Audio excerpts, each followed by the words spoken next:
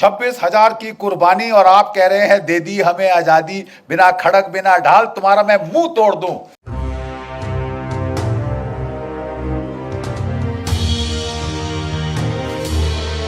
बड़े कटु सत्य आपको कहना चाहता हूं, ठीक है। और क्योंकि कड़वा सत्य बोलना ही एक फौजी का काम है, हमें सिखाया जाता है। क्योंकि आप सच नहीं बोलेंगे तो आप लोगों को लड़ाई के मैदान में मराएंगे। Yes sir, 3 bags full sir, लड़ाई के मैदान में नहीं चलता। मैं कहना यह चाहता हूं, यह सवाल देखिए, हमारे देश में एक बड़ा मधुर गीत है, दे दी हमें आजादी, बिना खड़क बिना ढाल, साबरमती के संत तूने कर दिया कमाल। मैं महात्मा गांधी जी की तहे दिल से इज्जत करता हूं। वो संत थे, लेकिन वो सच बोलने वाले थे। और भगवती कृपा से अगर आज वो जीवित होते तो वो खुद बोलते कि ये मेरी वजह से नहीं हुआ, जिसकी वजह से हुआ उसको आपने जिंदा गाड़ दिया, दफना दिया। आप समझ रहे हैं मैं क्या कह रहा हूं? आपने गाड़ दिया। You are guilty, I am guilty, all of us are guilty. जिस आदमी ने, जिस शख्स ने और जिसके सैनिकों ने हमें आजादी दी, आपने उनको जिंदा दफना दिया। 60,000 की इंडियन नेशनल आर्मी थी जो सुभाष चंद्र बोस ने रेस करी थी, खड़ी करी थी। 3 डिविजन्स थी इसके अंदर, और इनमें से 60,000 में से 26,000, जरा आंकड़ों पे ध्यान दीजिए, 60,000 में से 26,000 शहादत और कुर्बानी उनको मिली, प्राप्त हुई। वो लड़ते लड़ते मरे ताकि आप और मैं आजाद हो। 26,000 की कुर्बानी और आप कह रहे हैं दे दी हमें आजादी, बिना खड़क बिना ढाल, तुम्हारा मैं मुंह तोड़ दूं। तुम मेरे पास आके गाओ।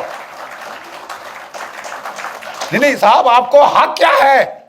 वो 26,000 जो हमारे परिवार जो वहां जिनके घर में मातम मना है, आप उसको भुला सकते हैं कि हमने साहब लाठी खाई, हम प्राइम मिनिस्टर बनेंगे, हम क्या कहते हैं, होम मिनिस्टर बनेंगे।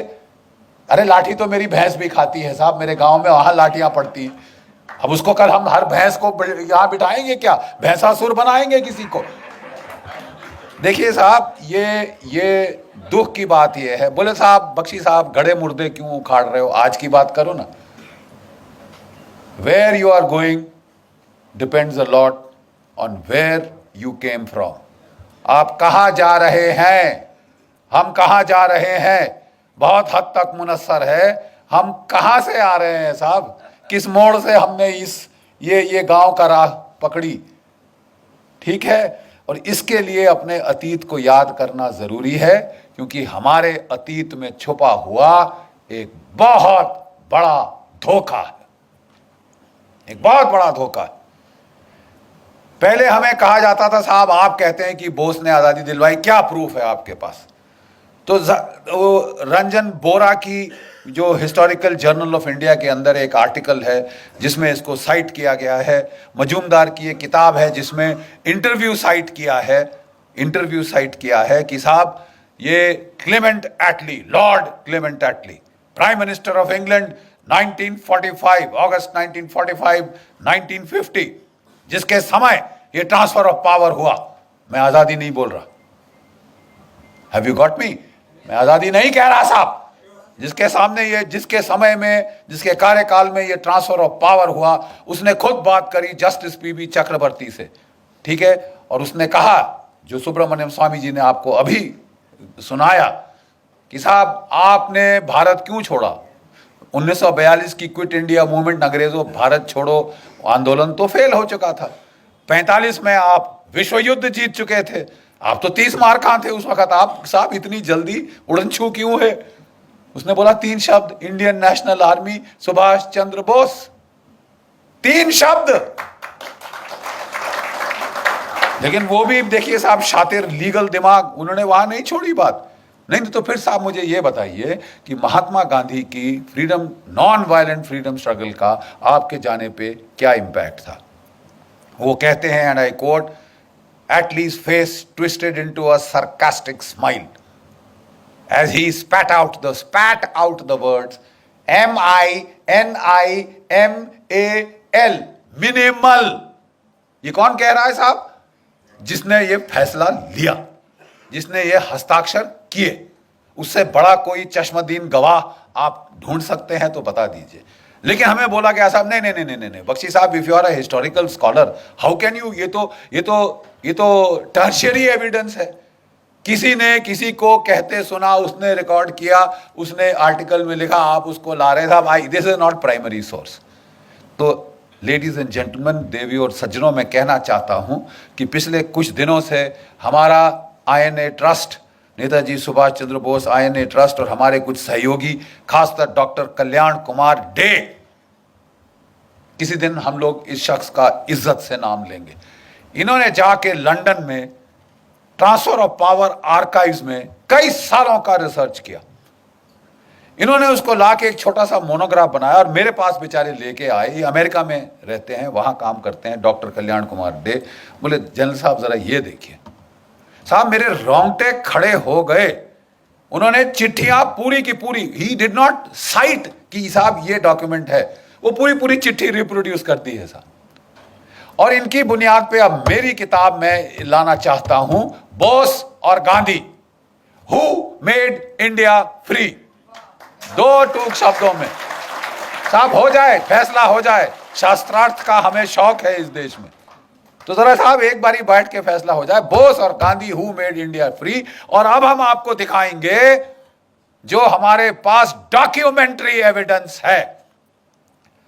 इस प्रोसेस में उनके साथ मिलकर हमने कहा पहले आइडेंटिफाई करिए कि अंग्रेज सरकार में कौन की डिसीजन मेकर्स थे जिन्होंने भारत की आजादी पर जो है फैसला लिया।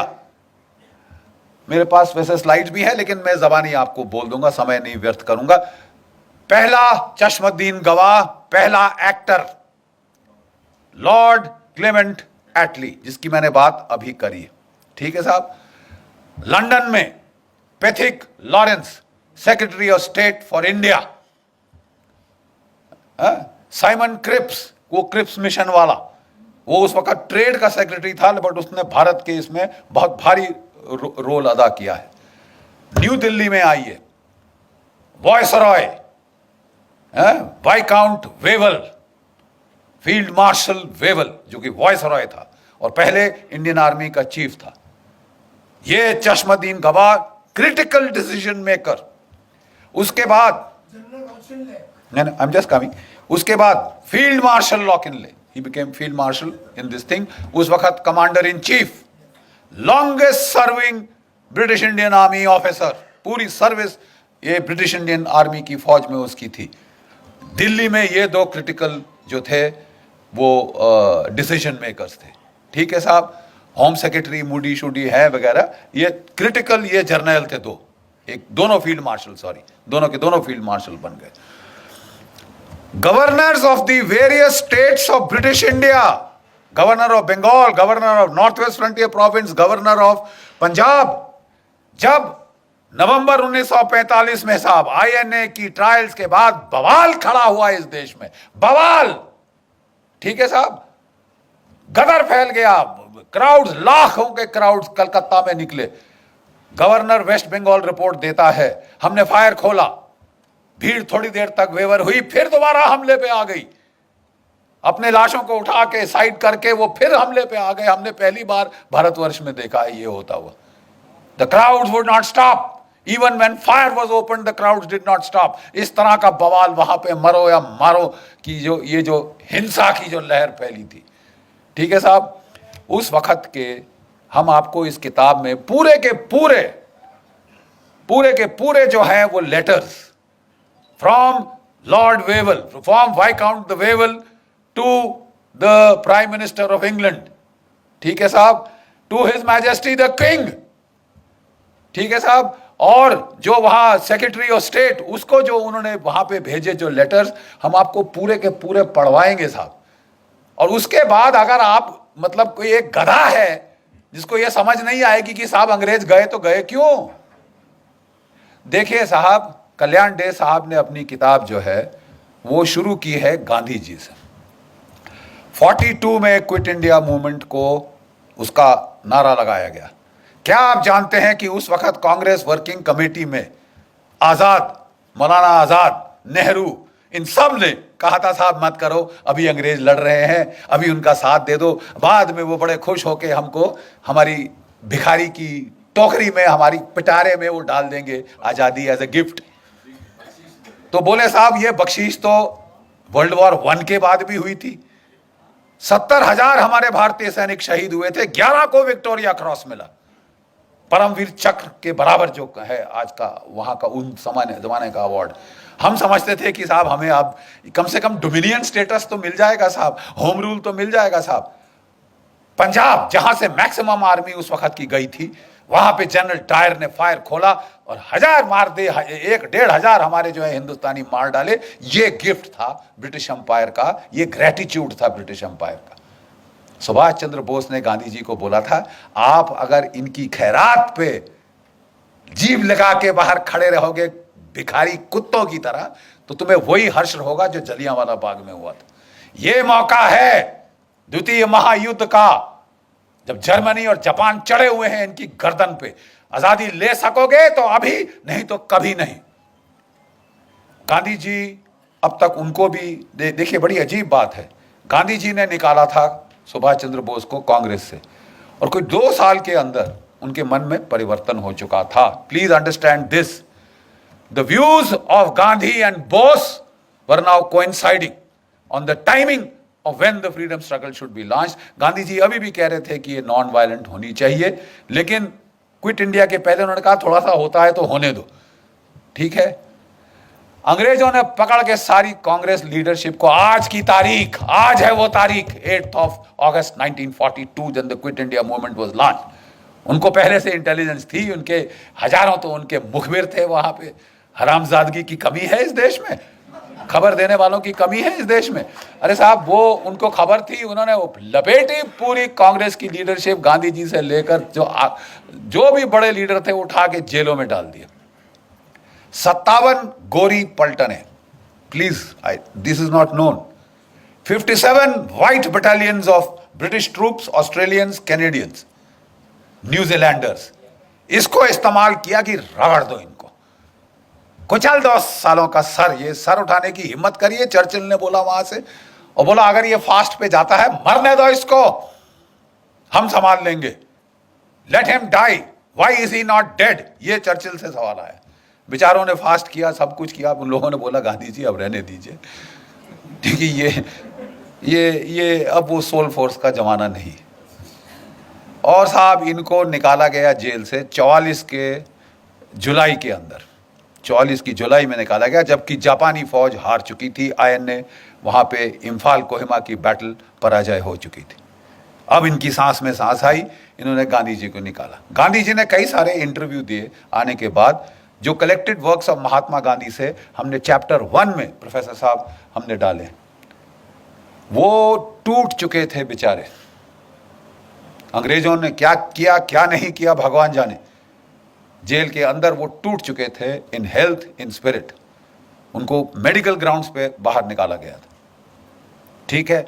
और उन्होंने कहा कि देखिए, जब उन्होंने क्विट इंडिया मूवमेंट लॉन्च की थी, पूरी कांग्रेस वर्किंग कमेटी ने अपोज किया था, Gandhi had said no it will be done, it was done. जब वो निकल के बाहर आए, कहते मेरी कोई अब अथॉरिटी नहीं है, मैं अब कुछ नहीं हूं कांग्रेस में, जब मैं जेल गया मेरा सब पोजीशंस खत्म हो गई। ये उनके शब्द हैं, ये उनके शब्द हैं। और इसके चलते मैं किसी को नहीं कह सकता सिविल डिसोबीडियंस मूवमेंट करो। एक अंग्रेज पत्रकार ने पूछा, तो अगर कल आपको वायसराय साहब बुलाते हैं तो आप क्या कहेंगे? मैं गवर्नमेंट के वॉर एफर्ट में उनकी सहायता करूंगा। डिफीट, टोटल, खत्म, खलास, फिनिश। आपकी जो नॉन वायलेंट मूवमेंट थी साहब, वो कुचल दी थी अंग्रेजों ने by use of brutal force, ठीक है साहब। और ये मिरेकल कैसे हुआ? उन्होंने, अंग्रेजों ने एक और जलियांवाला बाग करना चाहा, साइकोलॉजिकल जलियांवाला बाग। अब तो हम जंग जीत गए हैं, हिंदुस्तानी कुत्तों, अब तुम्हारा नाक रगड़ेंगे, सबके सामने दिखाएंगे क्या है तुमने हिमाकत करी ब्रितानवी हुकूमत क्या मलिकाए हिंद के खिलाफ अपनी आवाज उठाने की, अपनी तुमने हिम्मत करी हथियार उठाने की। तुम्हारा वही हश्र होगा जो 1857 के बाद हुआ था। तुम्हारा वही ट्रायल होगा जहां बहादुर शाह जफर का ट्रायल लाल किले में हुआ था। तुम्हारी नाक रगड़ेंगे, यू ब्राउन डॉग्स। तुम श्वेत लोगों के खिलाफ तुमने हिमाकत करी। और तब उन दिनों, जैसे मैं बताता हूं, आपके सारे जो हैं क्या कहते हैं जिमखाना क्लब्स और ये जो क्लब्स थे, बाहर बोर्ड लगा होता था, अगर आपको कोई शक है, Indians and dogs not allowed. भारतीय और कुत्ते अंदर नहीं आ सकते। और आप ये सह रहे थे और आप अपने वो ले रहे थे वहां से, उसी सरकार से खिताब, राय बहादुर, फलाना बहादुर, ये बहादुर। बकवास डरपोक कौम जिसमें लड़ने की क्षमता नहीं, और बड़ी बड़ी बातें करते हो, उसके बाद फलसफा और फिलॉसफी झाड़ते हो। 800 साल तुम्हारी ऐसी तैसी हुई है, एक के बाद एक आताताई ने आके तुम्हारी तबाही कर दी, तुम्हारे मंदिर तोड़ दिए, तुम्हारी नालंदा जलाई तो 3 महीने जलती रही। और वो सब तो छोड़ो, सोने की चिड़िया सारा सोना उठा के सेंट्रल एशिया पहुंचा दिया। और उसको तो भी रहने दीजिए, आपकी इज्जत भी उठा के ले गए आपकी औरतें बेचने के लिए वेश्या बाजारों में। और उसके बाद तुम शांति की बात करते हो। Are you dead? जो आदमी जिसकी औरत को उठा के बेचा जाए वो शांति की बात करता है। आपको लड़ने का मादा जगाना होगा। और ये जो है, ये जंग, माफ कीजिए, गांधीवाद का जंग, ये बहुत हो चुका। और इसके खिलाफ पहली आवाज उठी थी तो Netaji Subhash Chandra Bose, he is the man, जिसने इसको बोला उठो लड़ो। गीता के पहले अध्याय में भगवान ने क्या कहा है? अर्जुन युद्ध कर।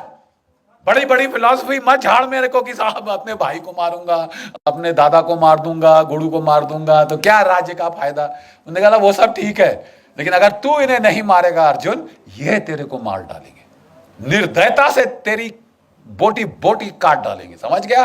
अब तू उठ और तू लड़। आपके लिए भी समय आ गया है कि जो क्षात्र भाव है उसको प्लीज जगाइए। जो आपस में तोड़ने की जो आपने जुनून बना रखा है कि हम टुकड़े टुकड़े खुद करेंगे और फिर जेएनयू में चिल्लाएंगे, आप प्लीज जागिए, नहीं तो वाकई ही में आपके टुकड़े टुकड़े होंगे। इसलिए जरूरी है ये जानना, who made us free, Bose और गांधी।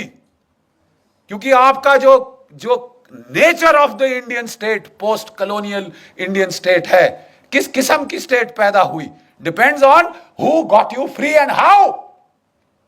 आप समझ रहे हैं मैं क्या कह रहा हूं? आपका वजूद आपका प्रेजेंट शेप कर रहा है और आपका फ्यूचर शेप करेगा।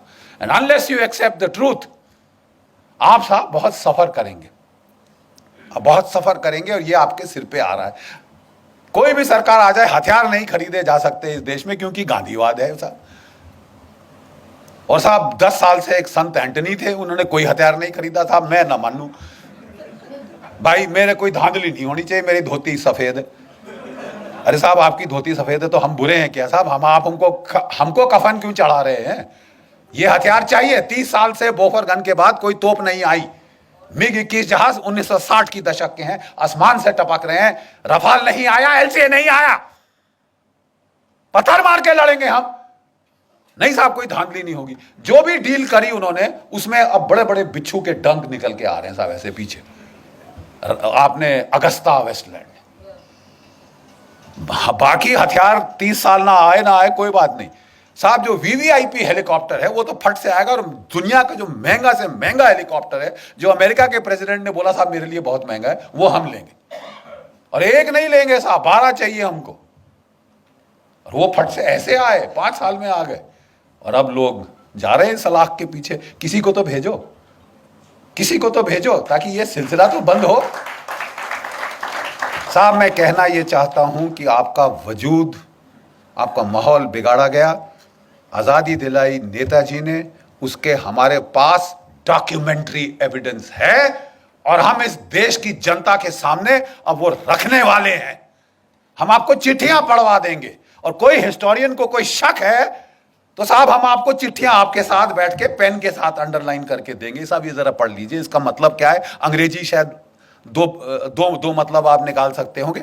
We will show you mountains of documentary evidence, क्योंकि पहले हम चुप हो जाते थे कि यार ये हिस्टोरिकली शायद मेरे को रिसर्च मेथोडोलॉजी पे फॉल्ट कर रहा है।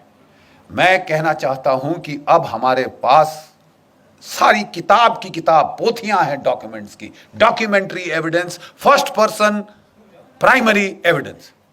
और ये आप लोग देखेंगे हमारे देश की त्रासदी क्या है। आजादी दिलाई नेताजी ने, सुभाष चंद्र बोस ने। अंग्रेजों ने बोला नाक रगड़ेंगे, बम फट गया। जिस आईएनए की खबर उन्होंने छुपा के रखी थी 5 साल लड़ाई के, 6 साल लड़ाई के, वो एकदम से बाहर आई। उन्होंने बोला बहुत पब्लिक ट्रायल होगी ताकि हिंदुस्तान की फौज ठंडे पसीने माथे पे आ जाए कि हम फांसी पे टांगेंगे सालों, जैसे 1857 में टांगा था। लेकिन एक फर्क था, 25 लाख भारत की फौज की नफरी हो चुकी थी सेकेंड वर्ल्ड वॉर के एंड तक। 25 लाख, आज 13 लाख। अब समझ रहे हैं, 22.5 मिलियन, 25 लाख फौज थी जो हर मैदान जंग लड़ चुकी थी। अंग्रेजों के दांत तो खट्टे क्या, जर्मनों के दांत खट्टे किए थे, आपके जापानियों से लड़े थे, ठीक है, इटालियंस की ऐसी तैसी कर दी थी हमारी फौजों ने।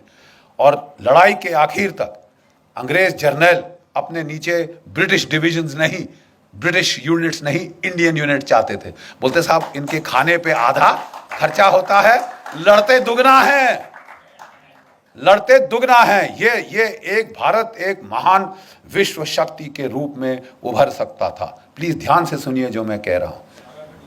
भारत एक विश्व शक्ति के रूप में उभर सकता था क्योंकि 25 लाख की फौज विदाउट कंस्क्रिप्शन, बाकी सब जगह बाई फोर्स लोगों को भेजा जाता था फौज में, यहां वॉलंटियर होके 25 लाख है। ठीक है साहब, अगर ये सेना रहती, चीन क्या कौन सी ताकत थी जो इस देश का मुकाबला कर सकती थी। जाने के पहले अंग्रेजों ने इस फौज को 3.5 लाख कर दिया, 25 लाख से 3.5 लाख किया और उसका फिर 2 में बांट दिया। पाकिस्तान की फौज, हिंदुस्तान की फौज यहां से निकली। अंग्रेजों ने, ध्यान से सुनिए, अंग्रेजों ने जब जापान को जीत लिया, जर्मनी को जीत लिया, बोला यहां के लोगों का जो लड़ने का मादा ही खत्म कर देंगे। ऐसी पैसिफिक कॉन्स्टिट्यूशन इंपोज करी कि ये देश कभी उठ ना सके। अब तक जर्मनी जापान उठ नहीं पाए, आर्थिक रूप से कहीं भी पहुंच गए हो दुनिया में, militarily they count for zilch, 0। और एक और देश जिसको ये किया गया, ध्यान से सुनिए, वो था भारतवर्ष। 25 लाख की फौज काटी, 3.5 लाख पे लाए, 2 टुकड़े कर दिए और सोने पे सुहागा एक ऐसे बंदे को प्राइम मिनिस्टर चुना, सिलेक्ट किया गया, इलेक्ट नहीं हुआ। कांग्रेस वर्किंग कमेटी ने सरदार पटेल को इलेक्ट किया था। मत भूलिए इतिहास, Sardar Patel was elected by the Congress working committee. अंग्रेजों ने गांधी जी के थ्रू जोर लगवाया, उन्होंने नहीं आप नेहरू को एक्सेप्ट करेंगे। और सब लोग ठीक है महात्मा जी आप कह रहे हैं तो हम कुछ नहीं बोलते। और बहुत नेचुरली खुंदक तो आई होगी सरदार पटेल बेचारों को, इलेक्ट मैं हुआ, सिलेक्ट ये हुए, जैसे इमरान खान हुए हैं बाय द वे। तो साहब एक उनको वो लेके आए नेहरू जी को, और जो हमारा पहला कमांडर इन चीफ था of the British Indian army, वो था जनरल सर रॉय बुचर। उसने कहा मेरा नया बॉस आया है, तो अच्छी नई वर्दी निकाल के, बूट चमका के, टोपी डाल के बेचारा फाइल पकड़ के आया, केन नेल के आया, सैल्यूट किया अपने प्राइम मिनिस्टर को, नौकरी तो बनानी होती है साहब, तो सैल्यूट करके आया। साहब बोले हाँ जी क्या लेके आए जनरल साहब? तो बोले कि साहब ये expansion and modernisation plans of the Indian army. General, I don't need an army, this is a peaceful country, I only need the police, who needs you, get out. इस बेचारे जो general Roy sir Roy Bucher था, उसके चेहरे पे जो भाव आया उस वक्त, ये प्रधानमंत्री है। जब वो ऑफिस के बाहर आया तो किसी उसके जूनियर एडीसी ने पूछा सर क्या हो गया, you seem to have seen a ghost. तो वो कहता कि जी ऐसा ही कुछ है। कहता अच्छा मैं तो जा रहा हूं, अभी इनको संभालने दो अपना। अगर सरदार पटेल ना होते, आपकी फौज डिसबैंड कर दी गई होती। Do you know this? दो चीजों ने आपको बचाया, एक पाकिस्तान ने, एक सरदार पटेल ने। पाकिस्तान ने हमला कर दिया, उन्होंने नहीं इंतजार किया, उन्होंने शांति के नारे नहीं लगाए। लेकिन जो कुछ भी आप कह दो, उनमें इतनी तो शर्म थी कि आजाद पाकिस्तान का जो पहला गवर्नर जनरल था वो एक मुसलमान था, जिना। और हमारा कौन था? Lord Louis Mountbatten. प्यार था साहब, इश्क इश्क इश्क था। लेडी माउंटबेटन को दूर थोड़ी ना जाने दिया जा सकता है। तो बोले आप रहिए साहब। अरे यार, हम मर गए, 26,000 हमारे शहीद हो गए इनको निकालने के लिए, और तुम यहां रोक के, वो खानदान को यहां रोक के हमारे ऊपर राज कराने के लिए बिठा रहे हो। और जब पार्टीशन की रॉयट्स हुई तो इन्होंने उसको बोल दिया एक मीटिंग में, you please handle. Are you sure you are the prime minister? वो भी सरकास्टिकली बोला Mountbatten, Jawaharlal you are the prime minister, you want me to take charge?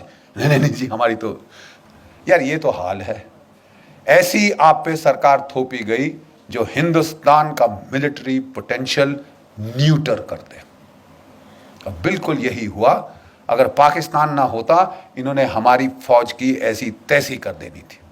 ठीक है साहब, ये गांधीवाद जो था, इसने हमारी फौज का सफाया कर देना था। और पाकिस्तान के टैंक वाकई 1965 में दिल्ली में आके नमाज पढ़ते।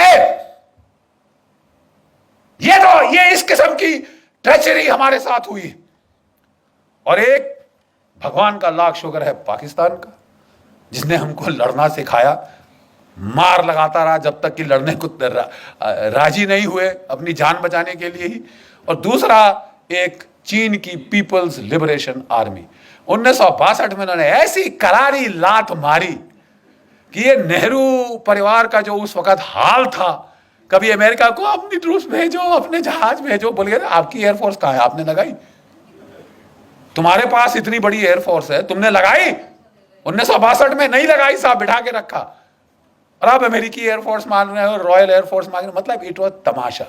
थैंक गॉड 1964 में वो अल्लाह ताला को प्यारे हो गए, भगवान उनकी आत्मा को शांति दे, और हमें बख्शा। और 10 साल में ये देश रीमिलिटराइज हुआ। 65 की लड़ाई में हमने पाकिस्तान के साथ ड्रॉ हुआ, let's not be beat around the bush, ठीक है साहब। और 71 तक हमारे जर्नल, हमारे लड़के सब सीख चुके थे और पाकिस्तान के 2 टुकड़े कर दिए।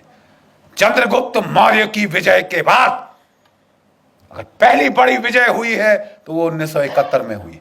1971 में। कहने को मैं ये कह रहा हूं, देवियों और सज्जनों, हमारे देश के साथ धोखा हुआ। नेताजी जिन्होंने आपको आजाद कराया, वो ताइपे ताइवान नहीं गए थे। जो कांपेताई जापानीज इंटेलिजेंस थी, उन्होंने पहले से उनके लिए प्लान बना रखे थे। उनको एक मित्सुबिशी बॉम्बर में बिठा के वो साइगॉन से मंचूरिया ले गए थे। एक रशियन स्पीकिंग जापानीज जनरल उनके साथ था, जो इंटरप्रेटर का काम करना था। वो लैंड किए मंचूरिया में और वहां से वो सीधा रूसियों के पास गए। ओम्स्क शहर साइबेरिया में, जहां की रशियन गवर्नमेंट मूव करी थी वर्ल्ड वॉर 2 के टाइम, ठीक है, ओम्स्क साइबेरिया, वहां पे आजाद हिंद फौज की एम्बेसी थी। अब जानते हैं, वहां दूतावास था आजाद हिंद फौज का, ठीक है साहब। और वहां पे काटो कानो नाम का कोड नेम था उसका, वहां पे एम्बेसडर था। नेताजी सीधे उसके पास गए, जो सोना दिया था भारतीय मूल के लोगों ने वो साथ ले गए, ताकि अगर नई फौज खड़ी करनी पड़े तो उसके लिए पेमेंट करेंगे। वहां रहे। 3 ब्रॉडकास्ट उनके यहां पे रिकॉर्ड हुए हैं। उनके 3 ब्रॉडकास्ट रिकॉर्ड हुए हैं साहब, दिसंबर 1945, जनवरी 1946 और लास्ट ब्रॉडकास्ट रूस से 18 फरवरी 1946।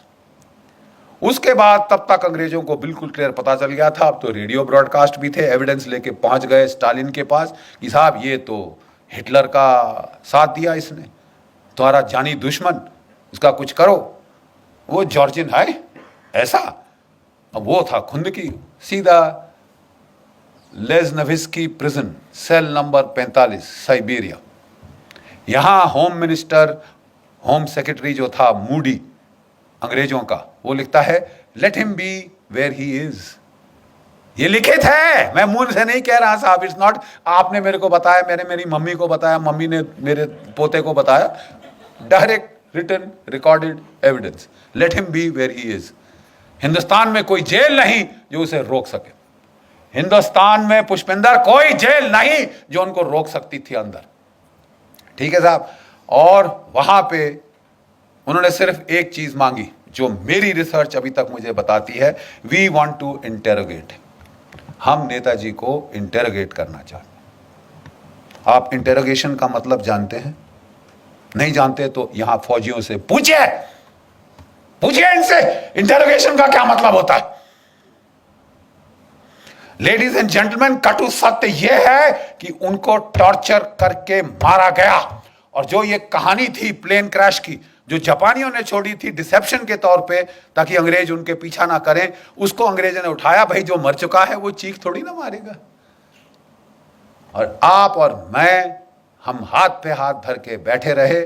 जब जिस इंसान ने आपको आजादी दी उसे यत्नाएं देकर प्लास्टिक का बैग्स आखिर में सिर पे लाके दम घोट के मार डाला गया हो। हम सारे इस मर्डर में शामिल हैं अपनी चुप्पी के मारे। और 70 साल के बाद भी आप चुप हो, लेकिन हम आपको चुप नहीं रहने देंगे। हम फौजी ने अब ये ठान लिया है साहब, हम आपको चुप रहने नहीं देंगे। बहुत अच्छा कहा हमारे मिश्रा जी ने कि साहब अभी समय है। हाँ, अब समय है।